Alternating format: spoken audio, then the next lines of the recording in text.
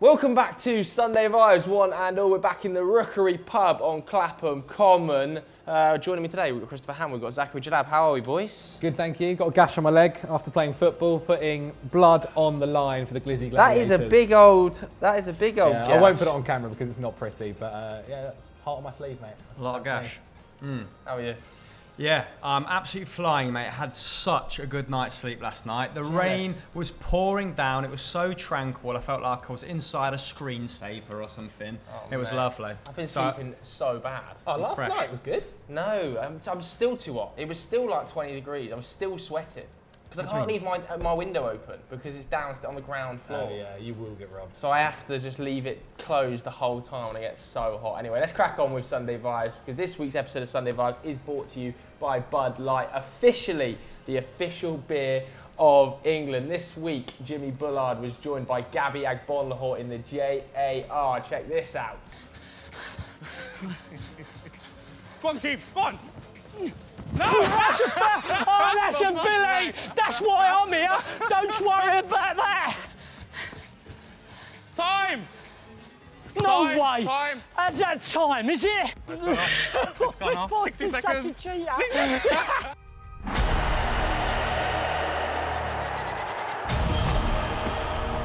Absolutely scandalous timekeeping that from Gabby Agbonlahor. Anyway, you can click the link in the description below to watch the full video on the Soccer AM YouTube channel. All right, let's crack on with the main topic today, which is which player should your club at home and around this table sell this summer? Hamster, how are we going to do this? Yeah, we're a couple of days out, weren't we? There were some ideas being fired about in the Football Daily WhatsApp group, and I think it was Zach suggested doing one player every club should sign. I mean, you did that on Winners and Losers 2 weeks ago. We're at that time of season where it's like, okay, so what can we do? Doogie came up with a genius idea of flipping it.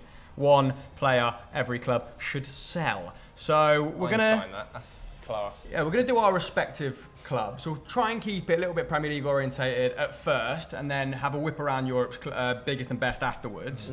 But it doesn't necessarily have to be off the back of poor performances. So Anthony Martial springs to mind at Manchester United, for example. It could be a player whose sale means that you could fix 2 or 3 problems elsewhere, right? Okay, James Maddison. Exactly. Potentially at Leicester. Been in the headlines recently. Leicester need a backup striker. They need another right winger. They might need another cam if James Maddison leaves.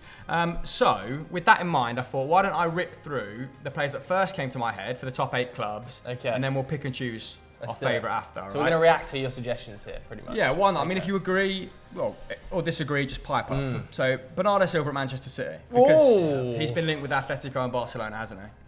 I don't know. As well, Laporte's up there as well for Manchester City. I mean, we'll get into them. I don't want to. Bernardo Silva, I've seen linked with Barcelona to the tune of about 60 million euros. He also wants to leave. But my issue is that I think his versatility is worth so much more than 60 million euros to Manchester City. It's not worth selling him. Yeah, but it's just whether he is at 26 willing to be that guy who's just filling, these holes where necessary. I was trying to think of a better way to say that in my head. It didn't arrive, so we're going to move on. Yeah, when Anthony Martial for Manchester United, of course, coming off the back of a terrible season, his worst to date actually, and that, unfortunately, followed on from his best season in a Manchester United shirt where he scored over 20 goals in all competitions, so his stock at an all-time low at the moment. Roberto Firmino, we've spoken about this scenario loads years as well. at Liverpool, haven't we? Yeah, so long we've spoken about that. One of those front 3 probably got to go, and Firmino's the most likely out at the moment.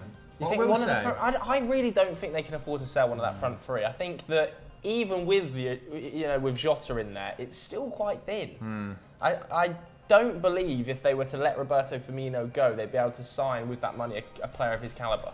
But he's not necessarily playing to his prime level. He's declining season on season. And Diego Jota's there, and you kind of feel that this season, after having his first season at Liverpool, it will be his first year of kind of being made more of one of the main 3 rather than the sub guy. I see what you're saying. He's bedded in, although Klopp did find formations at times to incorporate all 4. Didn't he? Went a little bit 4-2-3-1 at various points throughout the season. I was more hot on this sale a couple of years ago when Bayern Munich were willing to pay £90 million for him. And I think all of us on a Sunday Vibes 18 months ago were like, for £90 million you sell 27, 28-year-old Roberto Firmino. Now he's 29 going on 30, they might not get that money for him. Chelsea, of course, we've gone Hakim Ziyech. Yeah, I mean... let's discuss this one in a bit more detail. Yeah, we will. Let's drill into it. Okay, well, if we're going to start now, then yeah, for sure. Chelsea's a weird one for me because there are quite a few players that could be sold this summer. I mean, they're background players of people like Tammy Abraham, Emerson, Alonso. Like, there's a chance where six or seven players could leave the club this season, and really only 1 or 2 come in. So Ziyech, it's tough because under Frank Lampard, he kind of seemed like it was Frank Lampard's player. He started a lot more under Tuchel. He's yet to kind of finish a full 90 under him. But the difficulty I have with saying that he should be the one that could be sold is because Chelsea have a lot of centre-backs at the moment. We have just sold Tomori. However, if we're still going to play 3 at the back, which is a very good possibility, we have Ethan Ampadu coming back on loan. Mark Gay's had a brilliant season with Swansea in the Championship. Obviously, he didn't get promoted in the playoffs. It was Brentford in the end, but he was fantastic this whole campaign and the year and a half he's been there, I think. And then, not to mention the ones that we already have there: Azpilicueta, Thiago Silva, Christensen, Rudiger, Zuma, all fighting out for 3 positions. So who possibly leaves? 2. Zuma? I've seen lots of rumours linking Zuma. Rudiger's also yet to sign a new contract extension, so there's talks there. There's also Chelsea's midfield, where it's like, what are they going to do with Billy Gilmour next season? He probably wants to play a lot more. If he doesn't go out on loan, he's not really going to be too happy with the fourth choice centre mid. So maybe a Jorginho Cover deal, one of them maybe leaves. But I think actually out of all of them, the Chelsea forward line, especially if we continue in this same formation where there's only really 2 attacking kind of mid positions battled out between 6 different players. That's where you kind of look and you think Chelsea aren't too keen to sell Callum Hudson-Odoi. They didn't sell him when Bayern Munich came in. They don't look like they're going to sell him if another bid came in, even if it was for more or less money.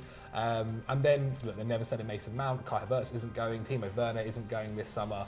And so, I think Conor Gallagher and stuff like that, they're going to come back, and Ruben Loftus-Cheek, they might give him a chance, but they're not necessarily going to be getting those positions either. And so when you look at that, you think it's tough because this formation as well also isn't really best for Hakim Ziyech's style of play. It doesn't get the best out of him, and Tuchel's style of play isn't suited to exactly. Hakim Ziyech. He's a bit of a luxury player. And with the way Chelsea are playing at the moment, and the way how everyone's got to work so hard for the ball and Super off the ball intense. and making runs, because he can be fantastic. Like there was a period before his injury against Leeds where he featured against Burnley, got a goal and assist, and he was really good, and he can be. Obviously scored the goal against Atletico Madrid when he played in front 3 with Werner and Kai Havertz. Against City in the FA Cup. Against City, He's had some big moments. He has moments. However, if I'm thinking about all of those front 3, he's probably the one that.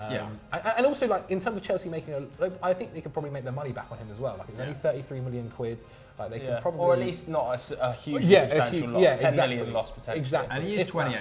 Yeah. Like, he's the most palatable forward to lose in that squad, and that's not us saying we don't rate him. An incredible player, and I'm sure will be a great pickup for someone. What about, for like 25 million. What about Tammy then? Talk to us about Tammy, because it feels to me like Tammy Abraham's time at Chelsea, I just don't see it continuing like this. So he has to get a move. So Tammy's difficult because I think for him as a player, he needs to be playing more. For sure. I agree. So I think as for his own development, he needs to be playing more, whether that's at Chelsea or somewhere else. The issue is Chelsea have given Giroud a new contract, but I've only done that by the looks of it to just get some money for him, and AC Milan seems like the most likely destination at the moment. So if they do sell Giroud, then they go into the next season with Timo Werner and Kai Havertz, and if they sell Tammy Abraham, there's no third choice striker, which is a risky thing to do if one of them gets an injury. And so for the good of the squad, I don't think you sell him, but for the good of the player, if he's not getting minutes at Chelsea, then I do agree. Particularly as those 2 players that you put before him in the pecking order as strikers, one of them's playing on the left. Yeah, and one of them's playing technically not as a false nine. Yeah, exactly. Although, like, the beauty of Chelsea's position is that squad is almost so bloated. Oh, so bloated. It feels like you could sell 6 players and not make a dent in the first team squad. Oh, 100%.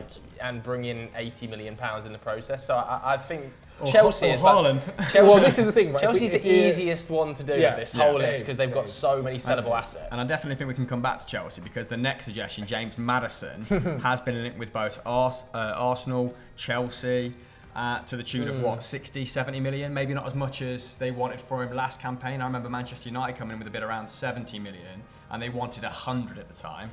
And obviously those recurrent forgot about that deal. knee issues have brought down his price, haven't they? He didn't contribute that significantly in the second half of the season. He was on fire at one point, wasn't he? I remember around the sort of Christmas mark. Destroyed us. Yeah, he had sort of 12, 13 goal contributions in 14, 15 games. He was so influential for Leicester. And then that dropped off. And then, of course, off the pitch misdemeanors at the end of the season didn't help, didn't curry much favour with the fans there.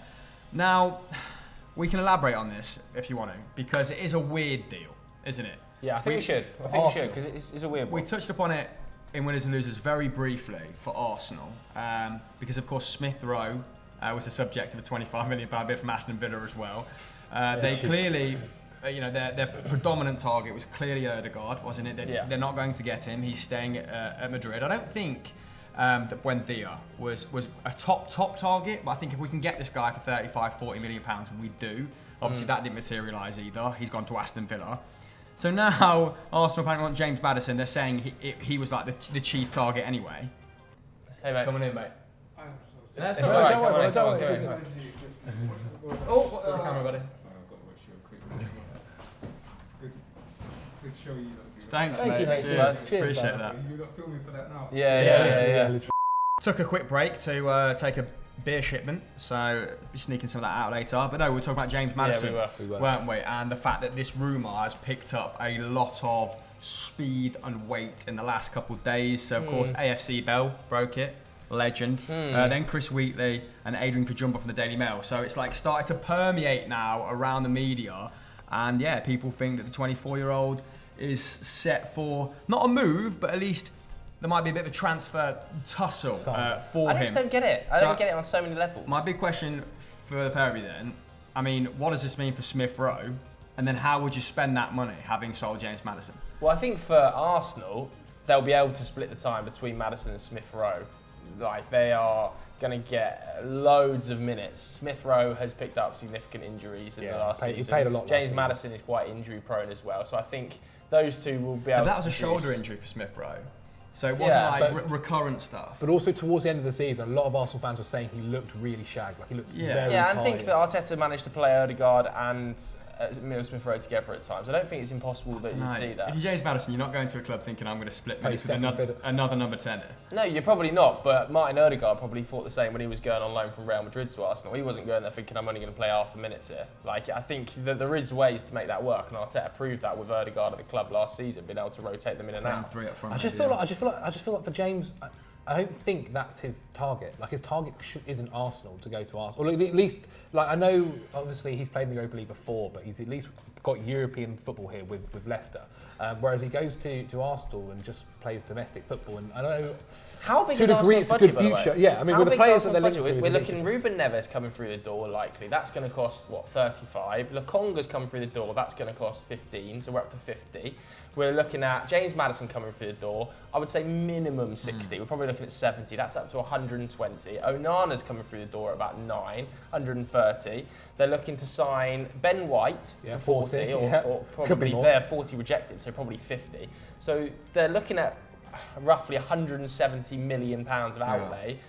Who's the sellable asset that is bringing in that, or have they just suddenly got £170 million of that?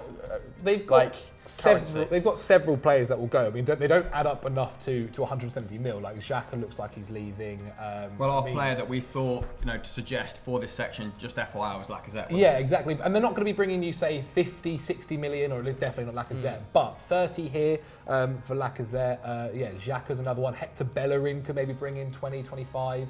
And if the board are willing to maybe put in some money to try and get and we've seen them do it before, to be fair. We've seen them do it in big outlay on Nicolas Pepe, even though it was spread over a number of years. So maybe if they can get a structured deal like that away, then fair enough. But the way Arsenal have operated classically over the last few years is one marquee player, like a Pepe or a Thomas Partey at 50, a James Maddison at 70, and then slightly more reserved budget signings. But to go out and spend 70 on James Maddison, 50 plus on Ben White would be a serious statement of intent. I think the Ben White move would be a fantastic signing. Yeah. James Maddison at 70, I think I have a lot of problems with the move. I think from Maddison's point of view, it's not a great move. Yeah. From Arsenal's point of view, it's quite a lot of money.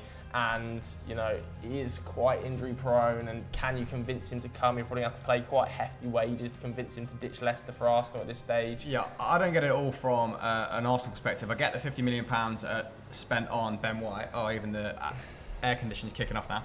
£50 million on Ben White, fine, that's a great signing. I mean, Arsenal under Arteta, defensively speaking, pretty sound anyway. In the top 4 for goals conceded, weren't they? The system kind of limits the opportunities that other teams have presented. So creativity is definitely after, if they add Ben White, is definitely an issue for them. But this is where you want Smith Rowe to flourish, isn't it? Like, this was a guy that was creating, I think, 1.8 chances per 90 from open play. Surely can't rely on just last season. It's a lot of pressure, man. No, but then you've got Nicola Pepe, then you've got, Saka potentially playing on the right or the left or a left wing back position. Yeah, Martinelli returning from injury. So there's a sufficient support cast around him, but you want to make him your number 10. You want to make him that centrepiece, and I think he's got the ability to play there. I mean, inexplicably been linked with Real Madrid as well, Smith Rowe. Like, no, that's paper talk. Bizarre. That's surely paper. No, but this is the calibre of youngster that I think. Villa, Real Madrid. Yeah, that sort of paper talk. I mean, is an example of how big his profile has become. But James Maddison's performances last season weren't that out of kilt with what Smith Rowe was already producing for Arsenal. I think it was over like 2 key passes. He's definitely more of a goal threat, although a lot of his efforts come from distance. He's definitely a better dribbler. Better set-piece taker. But in terms of a creator like Smith Rowe, I think is catching up with him pretty quickly. Yeah, I think James Maddison as well in his head, like you said, is probably, no offence to Arsenal fans here, and I'm sure I'm going to get rattled in the comments, but he's aiming higher than Arsenal. It's a United or Chelsea, like those kind of links I prefer. I think there could he's be a probably one-season swing though if they get all their. But 100%. But he's thinking to himself, targets. surely, is that I can potentially take Leicester and be a consistent Champions League contender here. Like, if Leicester were to sell Madison, because the title of this video is about selling players, they could bring in some serious talent with that. We've seen their recruitment over the last few years is absolutely sensational. It looks like Boubakary Samare. He might have even been announced by the time this video goes live. Odson Edouard, that seems like a cheap bit of business at 18 mil. Not as convinced about the Philippe Coutinho links, but I mean, Brendan Rodgers has had great success with him before, so there's no reason he couldn't have it again. And if you could get all 3 of them in through the door for James Maddison's sale price, I think a lot of people would be saying that's smart business. One thing I will say about the transfer plans of some of the bigger sides, it looks like them bringing in their primary targets is heavily dependent on shifting a lot of deadwood to middling clubs. And middling clubs aren't going to have a lot of money because of COVID. And they're spending it smarter now. Yeah, this summer as well. Yeah, Leicester, very good, like you just said, I mean, for 60 million, I would back them to go and solve 2 or 3 problems. So if we're, in terms of answering the question of this video, I think if they got between 60 and 70, I would back them to make that happen or work to their advantage if Madison went off to Arsenal. Yeah. The other thing with Arsenal as well that I think that they've been able to do really well this season, obviously, with Smith Rowe, Saka. I know Martinelli, they brought him in. But their academy is very talented. Obviously, they gave Balogun a new contract, and he's highly rated there. You assume him promised minutes next season, so if they do let one of the strikers go, that could be a possibility there. And even Nketiah, like Willock's coming back as well in central midfield. They're not players that are going to necessarily, like if Willock comes back and carries on his form at Newcastle, then it's going to be fantastic. But you don't expect them. They don't necessarily light up the world, but they are good enough squad players to kind of build around and get those other players in. I agree, but if this summer of turnover is to be believed, we're looking at a whole new Arsenal midfield. We're looking at a midfield that is Lokonga, Ruben Neves, Thomas Partey and James Maddison and Emile Smith-Rowe, which is not easy to make gel immediately. Like it's a tough task for Arteta to ask him to say, okay, we're going to have probably 2 new defensive midfield pivots. Lokonga's obviously a little bit more progressive. We're going to have a new number 10 in there that you've got to make work. I think it's a tough job for Arteta with this much business moving parts. And on the flip side to that, Leicester have actually made it work in James Maddison's absence. Only 24 starts for him this season. Of course, like we sort of talked about earlier, in and out of the side for various reasons. But I would back them, if I was Leicester, I would just go over to someone like AZ Alkmaar, who have got some outstanding prospects in the side, like Calvin Stengs, like Myron Baldu, and just say, how about those 2 players for between 50 and 60 million pounds? So Stengs is a right winger, Baldu's a striker. They're both, I think Baldu's a little bit younger, I think he's 20, Stengs is 22. But they have been very, very good for 2 seasons now. And I would back Brendan Rodgers to do good things with that level, that calibre of youth. I was a little bit surprised that Leicester didn't go for, or at least have a bit of competition with Villa for Emiliano Buendia. I think he would have fitted on that right, being able to drift a little bit centrally. I suppose that would only happen like if Madison was to go, right? Like if they're preparing for his sale. Yeah, which surely if the rumours are to be believed and £60 million pounds is on the table, they've already got a list of targets you'd think in that position. They're so well run, that club, that they would be thinking of who's going to come in to replace James Maddison. If there's one club you back on their talent recruitment to work out whoever they buy, it's Leicester City. Like their cases. They lost N'Golo Kante, they lost Danny Drinkwater, and brought in Ndidi, and he's been fantastic. Tielemans. Like the guy, their recruitment is every single time you worry about them losing one of their key players. Every single time they back it. Iheanacho, the second half of this season, has banged for them when Jamie Vardy. It did take him 4 seasons to get going. It did. Come on, it did indeed. Colette. Yeah. So if there's one club that you kind of back them to spend well, it is Leicester City. All right, so we're saying Arsenal should potentially sell who? Because the question is, which player should your club sell? Are we just saying they should just sell a number of little bitty players like Xhaka? That is all of them, because they're not to Roma and Guendouzi to Marseille. They're never going to sell Emile Smith-Rowe. They're never going to sell Saka. They're never going to sell Martinelli. And these are the players that realistically are probably going to get them 50 million plus. Yeah. Maybe I don't quite know. There's rumours about Saliba leaving. I'm not too sure whether. Pat in this hot seat last year for this exact question said they should have sold Aubameyang. Yeah, and they gave him a new contract, gave him a new and you know, fair play to Pat got that completely right, and when he got a lot of criticism, and that would have been like, they would have been able to get a decent amount of chunk of money for him then as well. But like in terms of Lacazette, like I think Arsenal have seen his peak. Like he's an you saying they should sell Lacazette to fund these moves? Not to fund. If they have to sell a couple of players to fund these moves, but Lacazette is kind of the number one name, especially towards the end of the season as well. He wasn't even getting in the starting 11.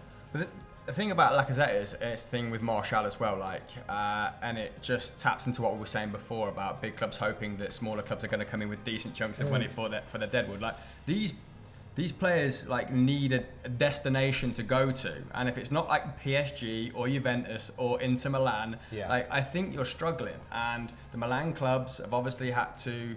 Well, it's particularly Inter Milan are a little bit of financial disarray, aren't they? So that's not a viable destination anymore. Like, where is Lacazette going to go to at 30 years old to the tune of 30 to 40 million pounds? Where is Anthony Martial going to go at 25? Now PSG have a pretty loaded forward line and have also been linked with like Cristiano Ronaldo. I'm just not sure Anthony Martial is the right sale for United either. You've been reflecting on this, ruminating. It's been marinating. United's squad is paper thin. Let's have it right. It is paper thin. Ollie could not afford to rotate towards the back end of the season. I mean, there's areas I think he should have rotated. I think obviously Donny should have got more minutes, although it seems like now he did have that underlying injury that's kept him out of the Euros, of course. He obviously should have rotated slightly more in game throughout the season. He's not a great user of substitutes, despite being a great substitute himself. But even then, Anthony Martial still feels like he can play a key role in Man United's season next year. Yeah, so what you're saying with him, he's not worth selling at the moment. I don't think he's worth selling. Obviously, he's got a contract until 2024. Yes, his goal output was tragic last season, quite frankly. And obviously, Manchester United are targeting Jadon Sancho to try and play that Jadon Sancho, Rashford, Cavani front three. So what fee does start to tickle your pickle? I honestly... If someone came in with 60... Are you saying? Oh, I'd snap your hand off. I think you'd probably be looking more like 50 million for Martial at a push at this stage. Okay. Like, I don't see a club coming in. It's on big wages, Anthony Martial at Manchester United. You've got to factor that in as well. Coming in and spending 70 million euros on Manchester United's fourth choice forward at this point, because Cavani and Greenwood are probably 1 and 2 to play through the middle. Rashford on the left. If Sancho comes in, he's going to occupy that right-hand side pretty much the whole season, you would expect. Dan James and Martial feel like the two guys who are competing for the next layer of spot. Who's the youngster as well? And Anthony Elanga obviously got quite a few minutes towards the back end of the season, but I don't know how much he'll be integrated into the side and how much that was just due to injury, because obviously Anthony Martial was injured towards the back end and we had some problems. But like Dan James and Martial, it feels like they're like competing for that spot. Martial's obviously technically a better footballer. Yeah. There's no question about that. But Dan James, anybody who's watched Wales in this Euros can see exactly what he gives to the side. And it might not be technical ability, but his progressive ball carrying skills and his defensive work rate are outrageous at times. His final ball can be pathetic at times, but you can see why Ollie utilises him in some of the big games, because he defends really well, really structured. He covers his fullback lots and he's lightning quick on the break. So for me, I can imagine that Ollie's thinking, oh, if I was going to sell one of them, it might be Anthony Martial. I was going to say we're yo-yoing now. I think that's a good point. Maybe so Martial or James, But I wouldn't sell either of them. I wouldn't sell Okay, I either was of them. gonna But say, in if Ollie's mind, they're probably the If two it's that are between one most of those sellable. players, though, I imagine you'd be more comfortable with Dan James leaving because he is quick, Yeah. but that's a very replaceable Yeah. skill set. Yeah, and I like agree. Anthony Martial Yeah, did I score agree. 21 goals. I just wouldn't sell either of them. I think We wouldn't sell probably- any, United wouldn't sell anyone. I full think stop. probably one of the more sellable assets United have got is David De Gea. To be honest with you, I think that's potentially an area United might be looking at this summer and going, okay, there has to be a decision to be made. Again, one of those players Who where it's needs like, a is there a goalkeeper home now, for him? yeah. Like Yeah, when he's on 300 and what, Totally agree, 50 grand a especially week. with Jean-Louis Donnarumma going to PSG. PSG was probably the most likely destination, but then that battle can't continue for a whole season. Ollie's got to select a number one and stick with that number one. I don't know which one it'll be, if Dean Henderson is the guy to go out or if it's David De Gea. That's probably United's most sellable asset over one of these You're in forwards. the position Chelsea were in with Cech and Courtois, where for a season, I think it was the 2014. I think I might be slightly wrong on that. Might be a year or two out. But Chelsea had to make the tough decision where Cech was still performing really well, and that first year at Arsenal he was really good. But Chelsea said, look, okay, Thibaut Courtois, you're our number one now. Pepe, you're the number two. You sit on the bench. And as tough as it is to probably say to a club legend or a guy that's done so much for you guys, like David De Gea. But the thing is, you do David need De to make Gea that decision. probably is right now still a better goalkeeper than Dean Henderson. Like if you was put them out tomorrow and say who's the better goalkeeper, I would probably just err towards David De Gea, and giving it to Dean is a bit of a risk. You're backing a guy who is still something of a relatively unknown quantity at the truly top level. But at the end of the day, one of those probably has to leave this summer, and I can see it being David De Gea. I think Ollie might go for the youth on this one. Yeah, we yo-yoed past West Ham and Tottenham, and on my shortlist I've got Declan Rice for West Ham because if you can no. Okay, hear me out. If you can get £100 million for Declan Rice, Nobody's as has paying been reported, not this summer, but like reports are 80 to 100 million pounds for Declan Rice. It's crazy money. If he has a peak tournament for England, if they go deep into the competition, it's the sort of thing, with the young England player tax, you can see materialising, and I think that could be transformational as a club for West Ham if they spend it correctly. Like I just spoke about two Dutch prospects that would probably cost you 30 to 40 million pounds, who I think could do a job in the Premier League. Like West Ham could feasibly go and get 4 first-team players for the cost of one Declan Rice. He does an immense job for them. I think he's on the cusp of going to a bigger club, whether that's playing centre back or CDM. But for £100 million, if anyone offered me that for Declan Rice, I would snap their hand. 100%. I just don't think any club will this summer. I also think Declan's happy. Like they've got European football. He's happy to experience the Europa League for a season with West Ham. Try and battle it out. I think he's also hoping West Ham do spend in the summer. Club captain as well. Good God, they do. Listen, They do. if they get to the final and he's a key player, just everything's on the table. No. There is a possibility. And obviously, the two clubs is probably United and Chelsea that are. United can't afford to spend that money on a defensive midfielder. It's not going to happen. Actually, 100 mil. Because you're right. I've seen reports of 100 mil. Last season, more was when I saw that. But if you get to the final of the Euros, I wouldn't be too surprised. And realistically, there isn't really anyone else in that West Ham squad that would sell for a good fee. Maybe that level of fee. Yeah, that's a superstar fee, isn't it? Like for Tottenham, it's a similar sort of thing, isn't it? Like Harry Kane, 120 million. But the opposite of almost Declan Rice is, I think, like you just can't afford to sell Harry Kane. Like it doesn't matter how many players you bring in, you can't cover for the quality of Harry Kane. Whereas you can potentially with the right 2 defensive midfield signings at West Ham. Well, with Harry Kane, you might have been a bit more bullish had someone like Conte come in, but then an unknown. I say unknown, like people should know more about Fonseca. He did a good job in Portugal, did a good job in Ukraine. Like Roma was solid in his first tenure there. His first like year and a half. But he's not a sufficient calibre of manager who's arriving where you can be like, okay, you can lose your star player that summer. And Roma fans the talent of the manager, make up for it. So that is why I stuck Harry Kane down. I thought that would be quite a contentious one. Dele Alli is the more, I guess, comfortable one. Yeah. Say like if he left, Spurs. But Dele might play a really key role. This is it. There's so many unknowns because of Fonseca. Like it depends, I guess, once pre-season happens, once the start of the season happens, whether he likes Dele. Because when Dele's on, like Jesus, that season when he got like 18 goals and 10 assists in the Premier League campaign. But I just don't believe you can.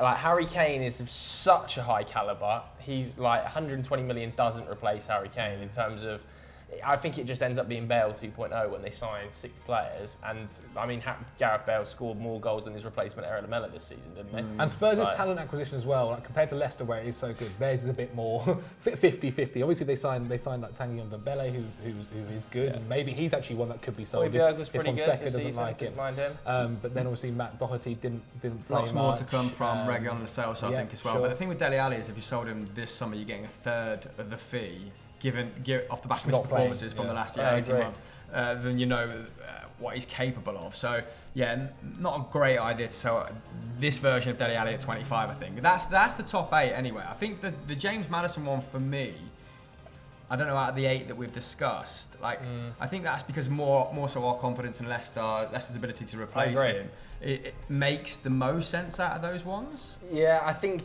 For as 70 long mil? as they can identify the right number 10. Yeah, and maybe Not an easy position to identify and get right, I think, the number Yeah. 10. It's one of the harder players to recruit in world and maybe football. that makes sense, but also like the one I can see carrying on over the summer. That really Carry might- on, yeah. I don't think he'll end up at an Arsenal. Like, if Chelsea went and sold Ziyech, I don't think we should buy in, but maybe I could see that happening to Chelsea. I literally can't picture that at all. Yeah, in any I world, don't. It James shouldn't. Maddison It joining that shouldn't, club. just because it's just such a bloated attacking front three. And United don't need a 10 anymore. So We don't need another one. And that was his, Jesus Christ, there's no chance. Not with Bruno, Pogba and Donny all in the squad. and that was his previous link. And Leicester would be like bereft of creativity without him. Like I think only 2 players in that squad put up over 2 key passes per night last season, and it was James Maddison and Mark O'Brien. And Mark O'Brien was drafted into the side as like a replacement for, well, at points James Justice was obviously left back, then Ricardo Pereira played right back. Ricardo Pereira's fitness was up in the air after that cruciate last season. So like all of a sudden you've got O'Brien playing his first choice right wing back, and then sometimes he came on the right wing when Perez wasn't playing very well.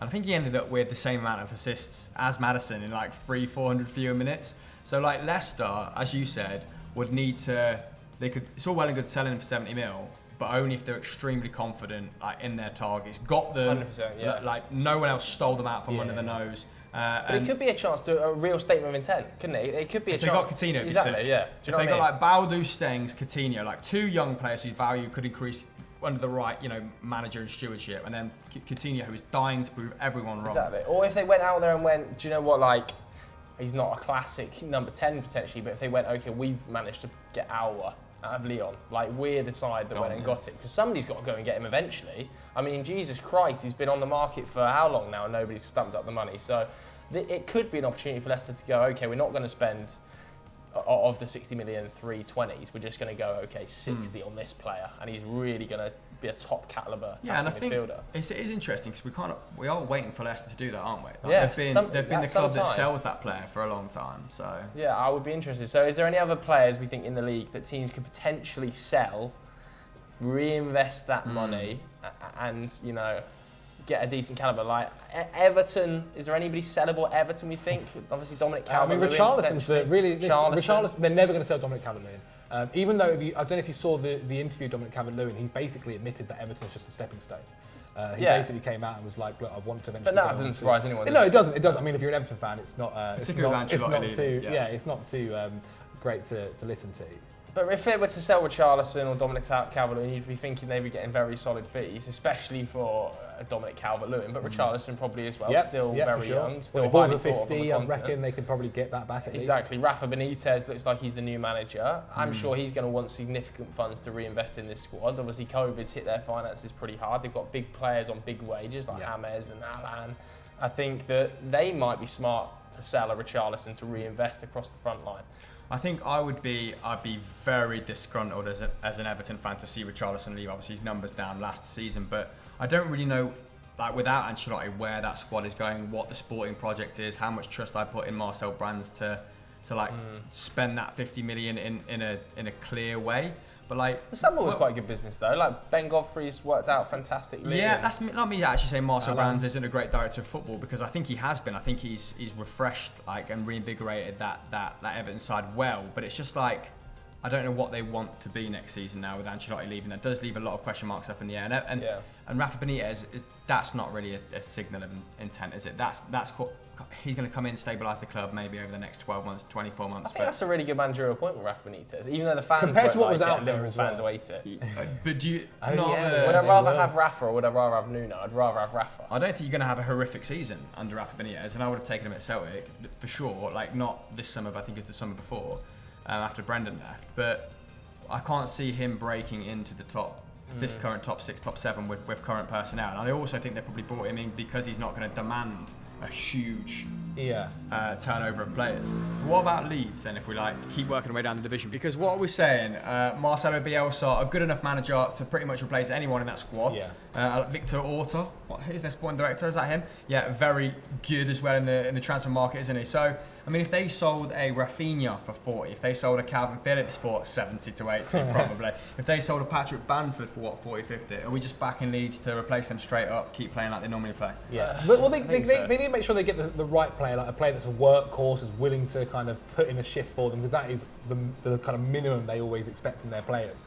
But yeah, based on track history, again, a little bit like Leicester, every kind of guy that comes in has done well. Obviously, Rodrigo came in the summer, hasn't necessarily set the league alight. He did get injured though for a bit. Not convinced about that signing though. I think they got that quite badly wrong. Rafinha, that's the club record fee. Rodrigo, sorry. I also think I don't think he worked them. I think Bamford may have actually surprised them slightly. I think Bamford worked a bit better than they actually expected. And so in the end weren't too fussed about Rodrigo. And he does and Rafinha's signing was so good that it makes that one look slightly worse, doesn't it? Like Rafinha could walk 15, into a top 6 side. Unreal.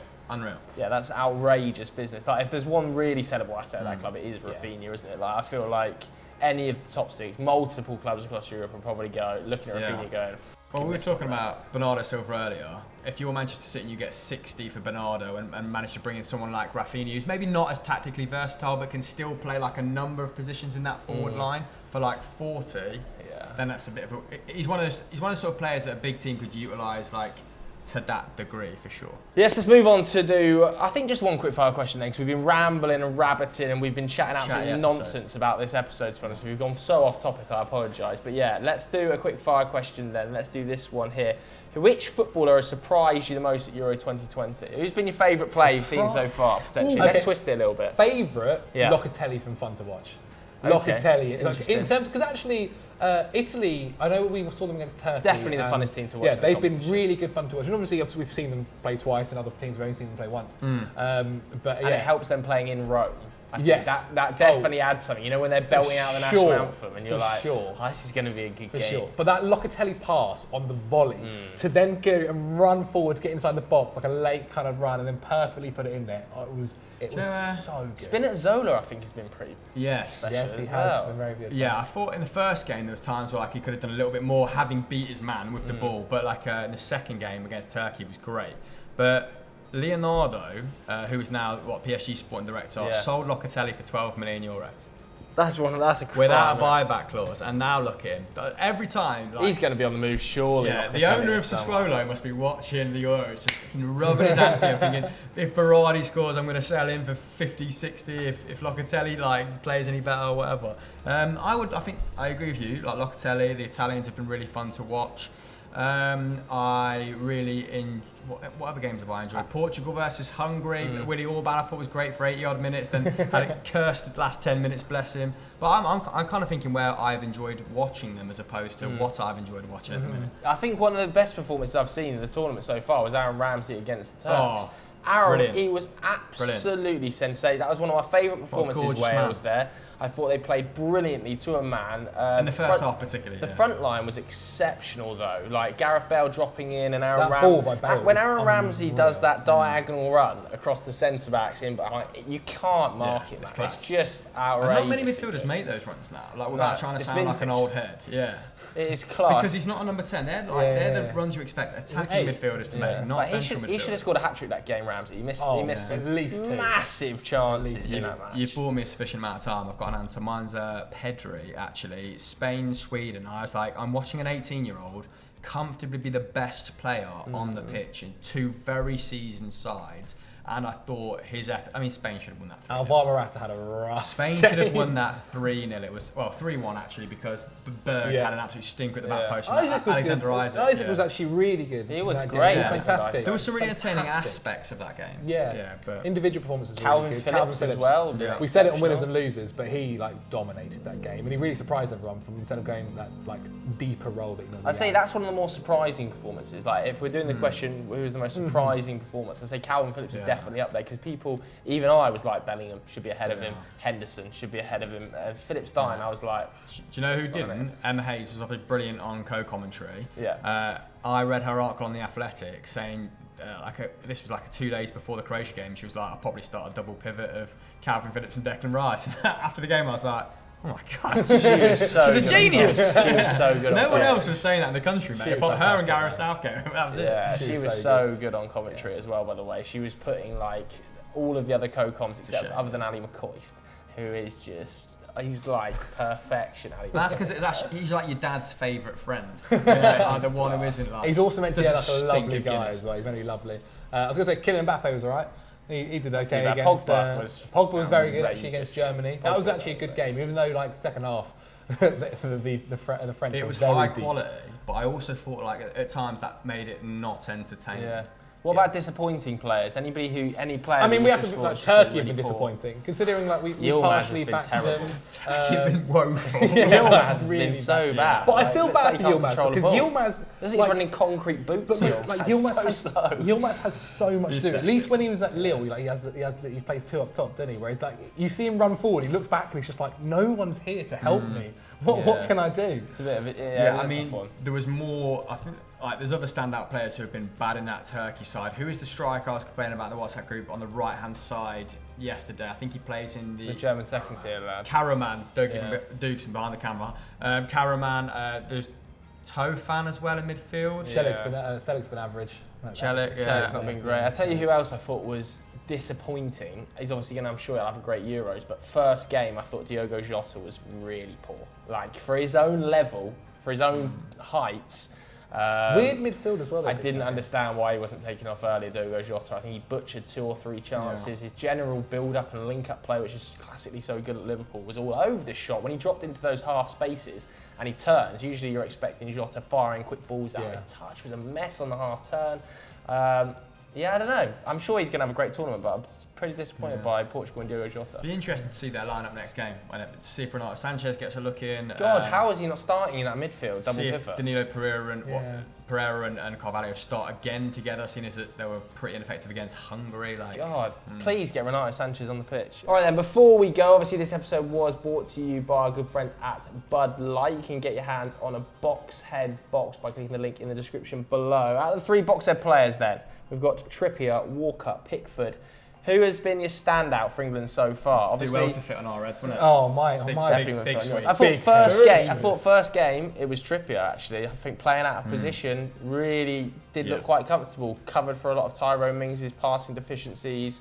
Throw-in work that England have been working on on the training grounds. Really exceptional, and he's got a big part to play in that. I mean, Pickford didn't really get tested either that much, so he did his This job. is going out to Scotland though, so he could be made to absolute twat.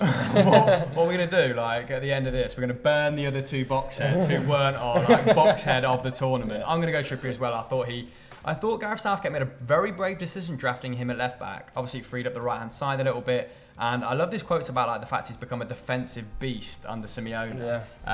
It just made sense that he played. I guess gave us a little bit more assuredness down that left hand side. But I'll go Trips, mate. All right, there we go. So that's it for another week's episode of Sunday Vibes. Anything you want to plug?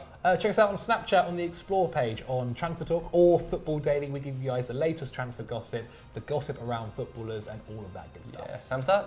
Yeah, go and check out the latest Continental Club over on Euro Football Daily. And yeah, one-on-one will be back next week. Wasn't around to shoot it this week. It's not going anywhere. Yeah, all right. Thanks very much for watching, everybody. We'll see you later. Bye.